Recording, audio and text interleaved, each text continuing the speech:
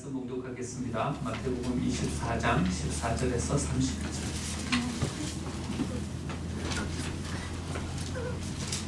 마태복음 25장입니다. 25장 14절에서 30절.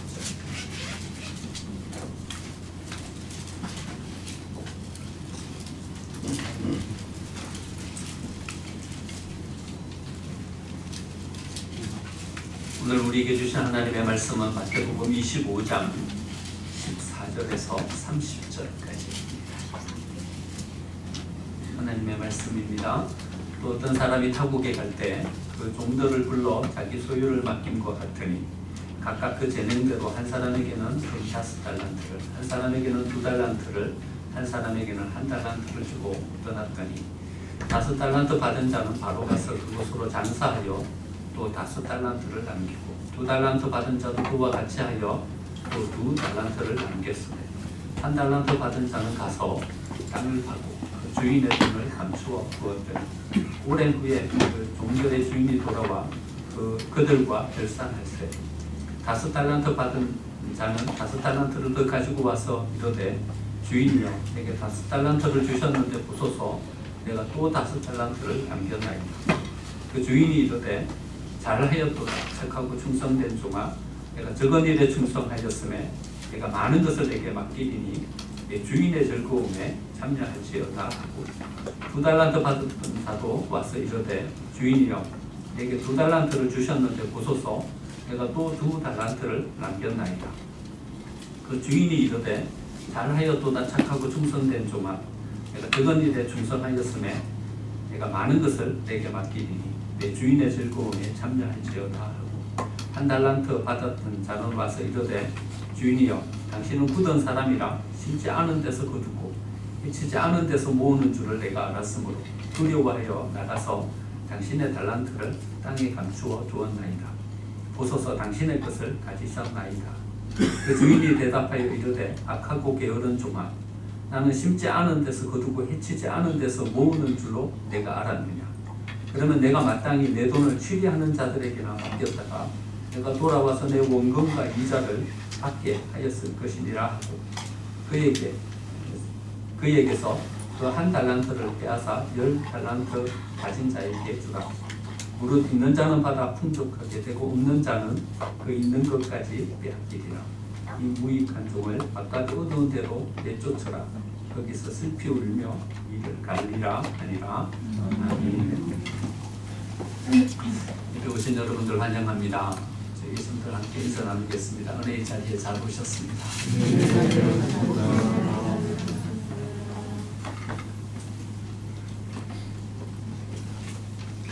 이 자리가 은혜의 자리인 줄 믿습니다. 우리는 10월 한 달 동안요 하나님께서 주신 비전을 보고 꿈꾸는 자로서의 삶을 어떻게 살 수 있을 것인가에 대한 주제를 가지고 한 달 묵상하면서 봤습니다.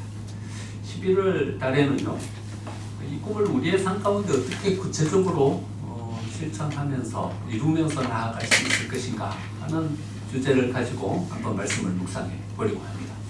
왜냐하면 꿈꾸는 것과 꿈을 이루는 것과는 엄연히 다른 문제입니다. 꿈은 얼마든지 꿀 수 있지만 꿈을 실천하는 것은 세밀한 준비가 필요하고 또 하나님께서 주시는 어떤 원칙이 우리에게 필요하기 때문에 그러합니다. 한 달 동안 한번 하나님께서 우리에게 주신 이 꿈들을 우리의 삶 가운데 어떻게 하나하나 이루며 살아갈 것인지에 대한 것을 말씀의 원리를 통해서 한번 찾아보려고 합니다. 오늘 첫 번째 시간으로 분명한 목적이 있는 삶이라는 주제를 가지고 한번 말씀을 묵상해 보려고 합니다. 우리가 새벽마다 큐티를 하는데요. 한번 큐티하는 그 형식을 가지고 한번 말씀을 이렇게 좀 풀어가 보려고 해요. 아마 여러분들에게도 아마 익숙한 방법이지 않겠는가 생각합니다. 오늘 한번 말씀을 먼저 관찰해 보면요. 누구에게 좀 초점을 맞추어서 말씀을 한번 보려고 하냐 하면요. 1달란트 받은 자에게 한번 초점을 맞추어서 한번 말씀을 관찰해 보려고 합니다. 1달란트 받은 사람은요 주인에게 심하게 책망을 받게 됩니다. 26절 보니까요. 악하고 게으른 종아, 나는 심지 않은 데서 거두고 해치지 않은 데서 모으는 줄로 내가 알았느냐. 책망을 받게 되죠. 28절에 보니까요. 그에게서 그 한 달란트를 빼앗아 10달란트 가진 자에게 주어라. 있는 것도 빼앗겨 버립니다. 뿐만 아니라 30절 말씀해 보니까 이 무익한 종을 바깥 어두운 데로 내쫓아라. 거기서 슬피 울며 이를 가리라. 이 한 달란트 받은 자는요, 주인에게 책망을 받을 뿐만 아니라 자기가 가지고 있었던 한 달란트도 빼앗겨버리고 오히려 집 밖으로 쫓겨나가지고요, 정말 어처구니 없는 신세가 돼버리고. 여러분, 이 한 달란트 받은 자가 왜 이렇게 책망을 받았을까요? 주인에게 이렇게 책망받고 있는 것까지도 다 빼앗기고 내쫓긴 이유가 뭘까요? 첫 번째 질문으로 한번 질문을 던져봅니다. 여기에서 우리가 가지는 두 가지 오해가 있는데요. 첫 번째 오해는요, 5달란트 받은 사람은 열심히 일했고 1달란트 받은 사람은 열심히 일하지 않았기 때문에 주인에게 이렇게 책망받았다, 이렇게 생각하기가 쉽다는 거죠. 여러분, 그렇습니까? 여러분, 본문을 자세하게 읽어보면요, 5달란트 받은 사람이나 1달란트 받은 사람이나 열심히 일하고 있는 것을 보게 됩니다. 5달란트 받은 사람은요, 5달란트로 장사했어요. 16절 보니까요, 5달란트 맡은 자는 바로 가서 그것으로 장사하여 5달란트를 남겼다. 5달란트 받은 사람과 1달란트 받은 사람이 가장 다른 특징은요, 주인이 맡긴 것으로 5달란트 받은 자를 장사했다는 거예요. 우리나라 번역에는 장사했다 이렇게 나왔는데요, 영어 성경에 좀 도움을 받으면요, put his money to work 이렇게 나와요. 그러니까 그 돈을 가지고 자기 일에 사용했다, 이렇게 번역하고 있습니다. 그러니까 이 5달란트 받은 자는 가서요, 그걸 가지고 자기 일을 한 거예요. 그럼 장사했다 이 표현이 뭔 사업을 해가지고 돈을 남겼다 이런 의미보다는요, 그걸 가지고 자기에게 집으로 가서요, 자기 일을 한 거예요. 그런데 마침 그 일이 잘 되어가지고 5달란트를 더 남기게 되었어요. 마지막에 보니까 이 5달란트 더 남겨서 10달란트가 다 누구 것이 됐냐 하면요, 다 그 종의 것이 돼버려요. 그러니까 주인은요, 5달란트를 맡겨놓고 10달란트를 남겼으니까 그 10달란트를 다 내게로 가지고 와라 해가지고 주인이 가지고 가는 것이 아니라 오히려 그 종에게 10달란트를 다 맡기고 있는 것을 열심히 일했고 열심히 장사했기 때문에 그가 5달란트를 더 남기게 되고 더 풍성한 것을 가졌어요. 칭찬받았어요. 칭찬받은 이유가 열심히 일했기 때문인가, 많이 남겼기 때문인가? 여러분, 단지 그것만이 아니라는 것을 1달란트 받은 사람 속에서 우리가 발견하게 돼요. 1달란트 받은 사람도요, 우리가 생각하는 것처럼 그렇게 단순하게 게으른 것만은 아니었어요. 오늘 18절 말씀을 보니까요, 1달란트 받은 자는 가서 땅을 파고 그 주인의 돈을 감추어 두었더니 이렇게 말씀하고 있어요. 우리가 부정적으로 이 사람은 게으르다 이런 선입견을 가지고 이걸 바라보니까 그냥 쉽게 간과하고 지나쳐버려요. 하지만요, 여러분 18절을 자세히 한번 살펴보면 가서, 영어 성경에서는 가서 이 말을 어떻게 번역하냐면요, went off 이렇게 번역해요. 그냥 갔다 이렇게 표현하지 않고요, went off 이렇게 번역해요. 이 말은 뭐냐 하면요, 급하게 서둘러서 나갔다는 거예요. 그 자리를 박 차고 나갔다는 거예요. 그렇게 갔다는 것은요, 이 1달란트 받은 사람에게서 뭘 한번 우리가 생각해 볼 수 있냐 하면요, 이걸 생각해 볼 수 있는 거예요. 이 1달란트 받은 사람은요, 이 주인의 돈을 절대로 손해보지 않겠다, 주인에게 해를 끼치지 않겠다, 이 마음을 가지고요, 이걸 가지고 있다가 혹시 이것이 주인에게 해가 되거나 아니면 손해를 끼치거나 이렇게 하면 어떻게 할까 하는 어떤 조바심을 가지고요, 이 1달란트를 가지고 나갔다는 그런 의미. 나가서 어떻게 했냐 하면요, 이 달란트를 숨긴 거예요. 그러면 40억 원 정도 되는 돈이에요. 여러분, 한 달란트면요 몇 돈인가 하면요, 돈으로 우리가 금은 1돈 2돈 돈으로 따지잖아요. 계산해 봤더니 10,000돈 정도. 10,000돈, 엄청난 양이죠. 그런데 이것을 돈으로 환산했더니 아니 40억이 아니고 30억 의 돈이라고. 요즘 한 30만 원 정도 되는 것으로 이렇게 계산하면 30억 정도 나와요. 여러분 만약에 여러분들에게 누군가 30억을 주면요, 30억을 어디 감춰 두실랍니까? 여러분 땅을 파고 어디 감춰놔야지 이걸 안전하게 감춰 놓을 수 있을까요? 한 달란트 받은 자에게는 이게 고민인 거예요. 어디 감춰놔요 이거요? 그러니까요, 아무 사람들의 눈에도 띄지 않는 장소를 물색하고 찾아다녀야 될 거 아니에요. 그냥 집 앞에다 숨겨놔요? 잠잘 때 누가 파가지고 가면 어떡해? 여러분 장소를 찾는 것이 쉽지 않은 일이에요. 그러니까 이 한 달란트 받은 자는요, 아무 사람들의 눈에도 띄지 않을 장소를 찾기 위해서 전전하면서 다니면서 장소를 물색했을 것입니다. 얼마의 깊이로 땅을 파서 묻어야 이것을 안전하게 묻을 수 있을까요? 대충 쓱쓱 파가지고 이 만돈 되는 금을 묻어놓고 덮어 놓으면 그냥 안심하고 와서 잘 수 있을까요? 땅을 깊이 팠을 거예요. 수고하고 애썼어요. 묻어놓고요, 여러분 이 한 달란트 받은 사람이 안심하고 이제 됐다 하고 집에서 와서 잤을까요? 아마 매일 가서 그것을 지키지 않았을까. 어쩌면 잠도 집에 와서 편히 못 자고 주인이 돌아올 때까지 파묻어 놓은 그 만돈 되는 이 금을 지키고 있지 않았을까. 그러니까요, 주인이 그 한 달란트 받은 자를 책망한 것은요, 그냥 열심히 일하지 않았기 때문에 한 달란트 받은 자를 책망한 게 아니라는 거예요. 5달란트 받은 자도 열심히 일했지만요, 한 달란트 받은 자도 열심히 일했어요. 최선을 다했어요. 주인의 것을 조금도 손상시키지 않기 위해서, 조금도 주인에게 해를 끼치지 않기 위해서 최선을 다해서 땀 흘리며 일했어요. 그러니까 책망받은 이유가 5달란트 받은 자는 열심히 일했고 1달란트 받은 자는 열심히 일을 안 했기 때문이다. 이렇게 생각하는 것은 우리의 오해라는 거예요. 그럼 뭘까? 이게 오늘 우리가 한번 생각해 볼 주제라는 거예요. 두 번째 오해가 있어요. 두 번째 오해는 5달란트 받은 사람은 이윤을 많이 남겼고 1달란트 받은 사람은 이윤을 적게 남겼기 때문에 주인에게 책망받았다. 이래 생각하는 것도 우리의 오해라는 거예요. 본문을 자세히 살펴보면요, 1달란트 받은 사람을 책망하는 주인에게 이렇게 이야기해요. 24절 보니까요, 당신은 굳은 사람이나 심지 않은 데서 거두고 해치지 않은 데서 모으는 줄을 내가 알았습니다. 그러니까 손해를 끼치면 당신은 나에게 호되게 책망할 줄을 내가 알고 이것이 당신에게 절대로 손해가 되지 않게 하기 위해서 묻어두었습니다. 이 이야기인 거예요. 그런데 주인의 대답을 보면요, 26절에 이렇게 대답해요. 그 주인이 대답하여 이르되 악하고 게으른 종아, 나는 심지 않은 데서 거두고 해치지 않은 데서 모으는 줄로 내가 알았느냐? 이렇게 반문하고 있는 거예요.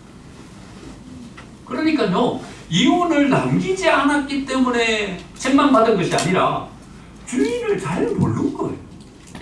주인을 잘 모르는 거예요. 주인이 어떤 의도로 자기에게 이 달란트를 맡겼는지를 제대로 파악하지 못했기 때문에 이 사람은 책망받은 거예요. 그리고 27절에서 이렇게 말해요. 그러면 내가 마땅히 내 돈을 취리하는 자들에게나 맡겼다가 내가 돌아와서 내 원금과 이자를 받게 하였을 것이니. 이 말씀은요, 내가 단지 이윤을 얻으려고 내가 너한테 1달란트를 맡겼다고 생각하냐? 내가 만약에 이윤을 얻으려고 내가 맡겼다면 너한테 안 맡기고 차라리 이자를 받았을 것이다. 이렇게 이야기해요.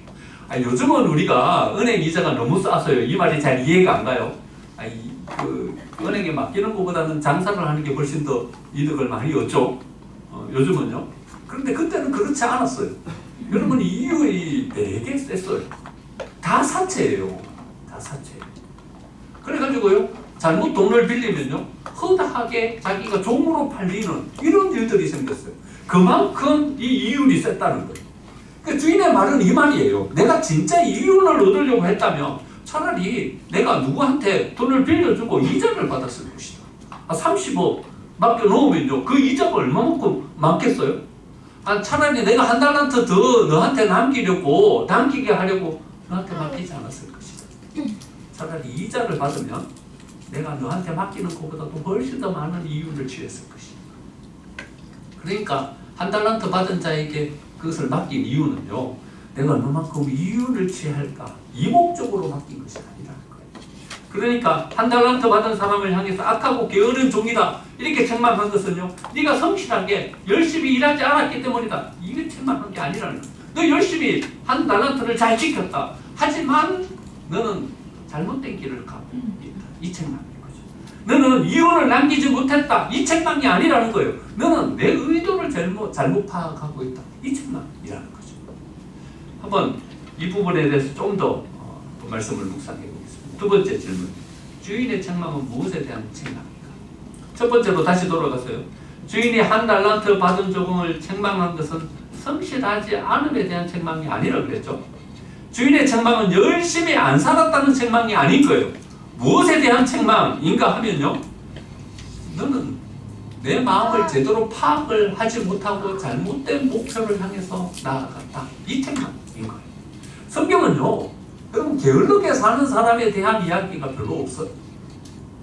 게으른 사람에 대한 이야기는요, 잠언서에 한 두어 번 나오고요, 서신서에 한 두어 번 나와요. 그것도요, 딱히 그냥 아무 일도 하지 안 하는 그런 게으름에 대한 이야기가 아니에요.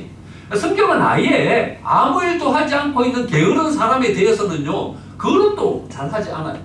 그만큼 하나님의 말씀은요, 일하지 않는 자기의 삶에 대한 애착을 가지고 열심히 무언가를 하지 않는 사람에 대해서는요, 아예 말씀도 하지 않습니다. 이 말씀은 우리에게 좀 충격이에요.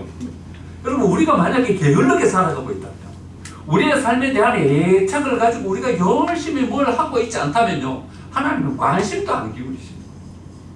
하나님은 어떤 사람에게 관심을 기울이고 그에게 복을 주시고 말씀을 주시고 뭔가를 일깨워 가시려고 하냐면요, 최소한 우리의 삶에 대한 애착을 가지고 땀 흘리면서 열심히 뭔가를 하려고 해야 하나님의 관심 안에 드는 거예요. 그래서 우리를 어떤 때는 책망도 하고 어떨 때는 훈련도 시키시고 어떨 때는 우리에게 회초리도 드시는 거예요.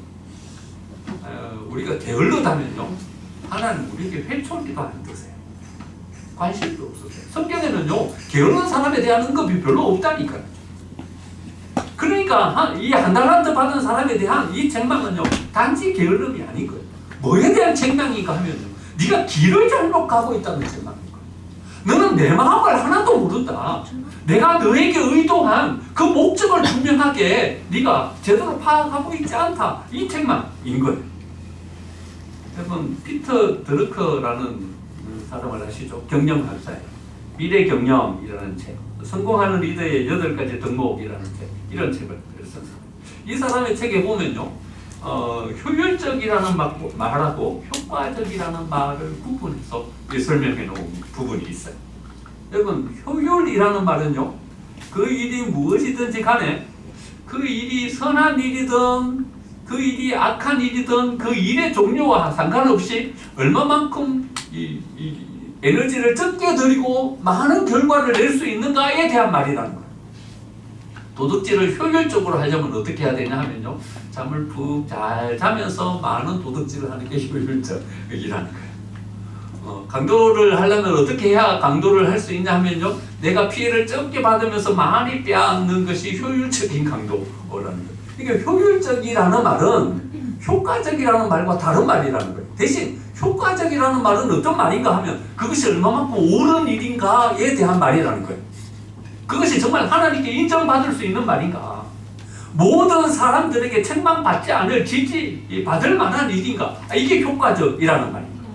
그러니까 오늘 여기에서 주인이 책망하고 있는 이 책망은 네가 얼마나 효율적으로 일했는가에 대한 책망이 아니라는 거예요.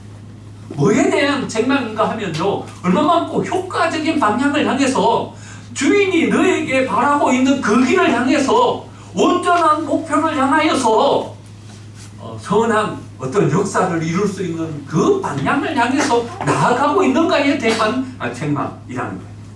주인의 책망은요, 한 달란트를 받아서 그 달란트를 얼마나 효율적으로 잘 굴려서 더 많은 이윤을 냈는가에 대한 책망이 아니라 주인이 가지고 있는 그 의도와 목표를 네가 명확하게 붙잡고 그 방향을 향해서 네가 나아가고 있는가에 대한 책망이라는 것입니다. 주인은요, 옳은 일을 향해서 우리가 나아가야 됩니다. 주인은요, 우리가 가치 있는 방향을 향해서 우리가 나아가기를 바라고 있는 것입니다. 하나님은요, 하나님의 백성들이 이 세상 가운데 모든 사람들에게 지지받을 만한 그 방향을 향해서 서기를 원하고 계신다는 것입니다. 이 세상 가운데 훨씬 더 가치 있고 의미 있는 일을 향해서 우리가 나아가기를 바라고 계신다는 것입니다. 여러분, 효율적인 것만으로 만족하셔서는 안 되는 것입니다. 내가 열심히 살았다. 잠시도 쉬는 시간 없이 내가 최선을 다해서 내 삶을 지금 살아가고 있다.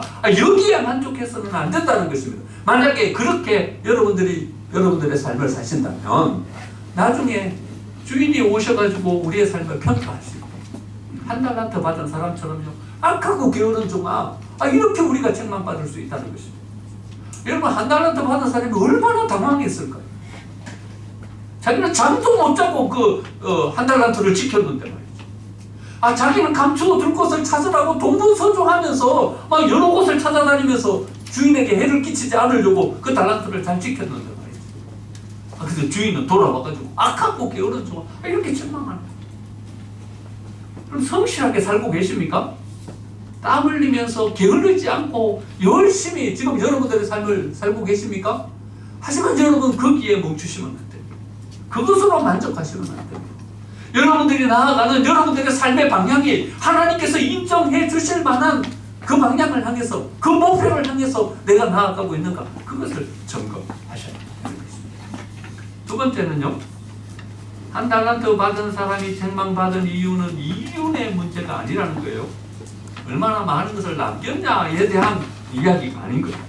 주인이 달란트를 맡긴 이유는요, 이윤을 남기기 위해서가 아니라 종을 위해서 그에게 한 달란트를 맡겼다.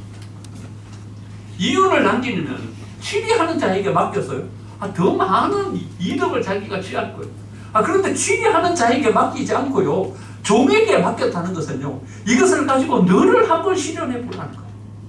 너의 꿈을 한번 펼쳐보라는 거예요. 이것을 통해서 너에게 관심을 가지고 너의 삶을 한번 이 땅 위에 세워보라는 거예요. 근데 종의 관심은요, 자신이 아니라 달란트였어요. 내가 이 세상 가운데 어떤 사람으로 이 달란트를 통해서 내가 이 세상 가운데 나의 꿈을 어떻게 펼쳐갈까에 대한 관심을 가진 것이 아니라 뭐에 관심을 가졌냐면요, 달란트, 거기에 관심을 가졌어요. 이 달란트를 지키는 것, 거기에 모든 에너지를 다 쏟고 모든 자기의 역량을 다 쏟아서 거기에 머물러 있었다는 거예요. 자기 자신을 잃어버리고 존재가 명확하지 않게 된 거예요. 여러분, 이런 상상을 한번 해보게 돼요. 5달란트 받은 사람은 어떻게 해서 5달란트를 남길 수 있게 되었을까? 여러분, 손해볼 수도 있었잖아요. 주인의 5달란트를 가지고 가가지고 5달란트를 가지고 자기 일을 위해서 성경의 말씀대로 장사를 해서 5달란트를 남겼으니 망정이지. 여러분, 5달란트를 가지고 꼭 이윤을 남기리라는 법이 있어요. 만약에 손해를 봤으면 어떻게 됐을까요? 여러분, 그래도 주인에게 책망받았을까요? 우리는 상상해 보건대요, 주인은 책망하지 않았을 것이다. 왜냐하면요, 자기를 실현하고 자기를 펼치고요, 자기의 꿈을 이루기 위한 그것을 위해서 투자했고요, 주인은 그 의도를 위해서 그에게 돈을 맡겼기 때문에 괜찮다. 손해봐도 괜찮다. 삼보 전진을 위한 일보 후퇴 괜찮다. 다음에 너를 더 잘 실현시키고 너를 더 잘 세우면 너는 5달란트뿐만 아니라 더 많은 것을 남길 수 있는 사람으로 세워지게 될 것입니다. 또 반대로요, 이런 상상을 한번 해보는 것입니다. 한 달란트 받은 자가 땅에 파묻어 넣지 않고 그 달란트를 사용했다면, 여러분, 이 한 달란트 받은 사람은 한 달란트를 남길 수 있었을까요? 우리는 못 남겼을 것이다 생각합니다. 왜 못 남겼냐 하면요, 이 사람은 가치관이 다른 사람인 거예요. 여러분, 한 달란트 받은 사람은 그것을 가지고 자기를 실현하고 자기를 세운 사람이기 때문에요, 자신이 분명하게 세워진 사람인 거예요. 그런데 한 달란트 받은 사람은요, 자신이 분명하게 세워지지 않은 사람인 거예요. 그러니까 흔들리는 거예요. 상황에 따라서 흔들리고요, 주변의 모든 여건에 따라서 흔들리고요, 자신이 세워지지 않았기 때문에요, 그 사람은 한 달란트를 못 남기는 거예요. 우리는 이렇게 말하죠. 우리나라 말이 참 의미가 있어요. 자신이 세워진 사람을 뭐라 그래요? 뭐라고 이야기하죠? 자신이 있는 사람이라고. 자신. 5달란트 받은 사람이죠. 자신이 있는 사람. 한 달란트 받은 사람은요, 자신이 없는 사람이에요. 뭐만 있어요? 달란트만 있어요. 주인은 자기를 실현하라고 줬는데 자신은 없어요. 그리고 뭐만 남았냐면요, 한 달란트 이것만 있는 거예요. 이걸 어떻게 지키지? 그것을 땅에 파묻어 놓고요, 거기 옆에서 보초를 쓰면서 말이죠, 주인에게 하나도 손상이 되지 않게 하죠. 그걸 지키고 주인이 오니까 그것을 얼른 받아가요, 그 주인에게 갖다 주면서 당신의 나한테 맡긴 한 달란트가 여기 있습니다. 뭐만 있는 거예요? 달란트만 있는 거예요. 뭐는 없어요? 자신은 없어요. 이런 사람을 향하여서 자신이 없는 사람이에요. 자신은. 우리나라는 아주 참 묘하죠. 여러분, 자신 있는 사람은 뭘 할 수 있어요. 어떤 사람이 다른 사람을 행복하게 만들어줄 수 있어요? 자신이 행복한 사람이 다른 사람을 행복하게 만들어줄 수 있어요. 여러분, 아내를 어떻게 행복하게 만들어줄 수 있어요? 자신이 행복해야 아내를 행복하게 만들어줄 수 있어요. 여러분, 우리의 자녀들을 안정되게 어떻게 키울 수 있어요? 내가 안정이 되어야 자녀들을 안정되게 키울 수 있는 거예요. 여러분, 누군가를 어떻게 이렇게 세워줄 수 있어요? 내 디딤발이 든든해야 누군가를 온전하게 이끌 수 있는 거예요. 내가 흔들리는데 누굴 세워요? 여러분, 어떻게 복음을 전할 수 있어요? 내 속에 복음이 명확해야 내가 다른 사람에게 복음을 전할 수 있는 거예요. 여러분, 누군가에게 우리 생명샘교회로 오십시오, 어떻게 이야기할 수 있어요? 우리 생명샘교회에서의 신앙생활이 기쁘고 행복해야 누군가에게 우리 생명샘교회로 오십시오, 전도할 수 있는 거예요. 여러분, 내가 먼저 서야, 자신이 있어야 누군가에게 뭘 줄 수 있는 사람이 되는 거예요. 주인의 의도는 뭐예요? 너를 먼저 세우라는 거예요. 이 달란트, 거기에 초점 맞추지 말고 너에게 초점 맞추라는 거예요. 네가 먼저 서면, 그러면 그 한 달란트로 또 한 달란트를 남길 수 있다. 5달란트 받으면 그 5달란트로 또 5달란트를 남길 수 있다. 하지만 네가 서지 않으면, 너가 제대로 그 가운데 세워지지 않으면 너는 아무것도 할 수 없는 존재예요. 여러분, 주인은 달란트에 관심 있는 것이 아니라 종에게 관심이 있었어요. 하지만 그 종은 자기에게 관심이 있었던 것이 아니라 달란트에 관심을 쏟고 있었던 거예요. 그래서 책망받은 거예요. 그럼 말씀 한번 적용해보죠. 말씀 속에서 두 가지 진리를 발견합니다. 첫 번째, 하나님은요, 하나님의 자녀인 우리에게 재능을 주시고요, 그 재능을 통해서 우리를 세상 가운데 펼쳐가기를 원하십니다. 하지만 우리는요, 우리에게 관심이 있는 것이 아니라 얼마나 이윤을 많이 남길 것인가, 여기에 관심을 가지고 있는 것입니다. 우리의 삶의 목표는요, 자신이라는 존재보다도 대상에 관심이 많아요. 달란트라는 대상, 나를 평가할 세상 사람들, 주인, 거기에 관심이 많아요. 여러분, 이 본문이 우리에게 주는 두 가지 중요한 진리죠. 하나님께서 우리를 향하여 가지고 계시는 하나님의 관점, 그것을 우리가 면밀히 잘 관찰해 볼 필요가 있는 거예요. 하나님은 우리가 서기를 원해요. 근데 우리의 관심은 자리에 관심이 많아요, 소유에 관심이 많은 거예요. 그럼 말씀을 우리의 삶 가운데 한번 세워서 우리의 비전을 한번 찾아보면요, 주인은 종에게 악하고 게으른 종이라고 책망했어요. 여러분, 게으름이 뭘까요? 안 움직이는 게 게으름일까요? 일을 하지 않는 게 게으름일까요? 게으름의 의미를 좀 더 깊이 한번 이렇게 곰곰이 묵상해봤더니 이런 생각이 들었어요. 진짜 게으름은 변화를 싫어하는 게 게으름입니다. 진짜 게으름은 낯선 세계를 거부하고 새롭게 도전하지 않는 것입니다. 게으름은요, 당연의 세계에 머물러 있는 것, 거기에 그것이 게으름입니다. 여러분, 당연한 것, 그 길로만 가는 거예요. 당연한 것, 거기에만 머물러 있는 거예요. 이게 게으름이에요. 게으름은요, 이렇게 생각해 볼 수 있는 거예요. 여러분, 부모님이 우리를 사랑해 주시고 배려해 주시는 게 당연해요? 그게 게으름. 여러분, 슬기로운 아내가 당연해요? 든든한 남편이 당연해요? 우리 주위에서 우리를 지지해주고 우리와 함께 해주는 우리의 동료들이 당연한 거예요?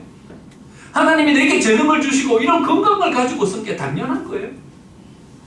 여러분, 우리가 무언가 세상을 간파하는 통찰력을 가지고 이 세상을 살아가는 게 당연한 거예요? 당연하다고 생각하기 때문에 그게 안 좋아하는 거예요. 당연하다고 생각하니까 뭔가를 향해서 나아가려는 도전이 우리에게 없는 거예요. 당연이라는 세계를 깨고 나와야죠. 여러분 C.S. 루이스는 나니아의 연대기에서 이렇게 이야기해요. 어떤 새도 알 속에서는 나는 법을 배울 수가 없다. 그 알을 깨고 나와야 비로소 날 수 있게 되는 것이다. 헤르만 헤세는 데미안에서요. 알은 세계의 세계이다. 태어나려는 자는 하나의 세계를 파괴해야 된다. 태어나려는 자는 하나의 세계를 파괴해야 된다. 그 알, 그 세계를 파괴해야 태어나게 된다라는 거죠. 당연히 세계를 깨고 나오십시오. 그러면요, 우리 안에 새로운 뭔가가 세워지고 뭔가 새로운 안목이 우리에게 주어지게 되는 것입니다. 하나님의 계획과 뜻을 한번 바라보십시오. 여러분들을 향한 하나님의 계획이 무엇인지, 하나님은 우리의 삶이 어떻게 세워지기를 원하시는지 그것을 한번 바라보십시오. 세 가지 삶의 실천을 한번 찾아봤습니다. 첫 번째, 열심히 사는 것에 만족하지 마시고 가치 있는 목표를 한번 세워보십시오. 여러분들의 삶의 목표가 있으십니까? 여러분 삶의 목표를 분명하게 명확하게 한번 정해보십시오. 여러분 목표가 분명하게 세워지면요, 우리가 해야 할 일이 무엇인지 명확하게 정해지는 것뿐만 아니라요, 뭐도 정해지냐 하면요, 우리가 하지 말아야 할 것도 무엇인지가 명확하게 정해지게 되는 것입니다. 여러분 너무 분주하지 않으세요? 목표가 명확하지 않아서 그래요. 여러분 여기 갔다 저기 갔다 하고 계시지 않으십니까? 여러분 목표가 분명하지 않아서 그래요. 여러분 이런 말이 있죠. 백수가 과로사로 죽는다. 이런 말이 있어요.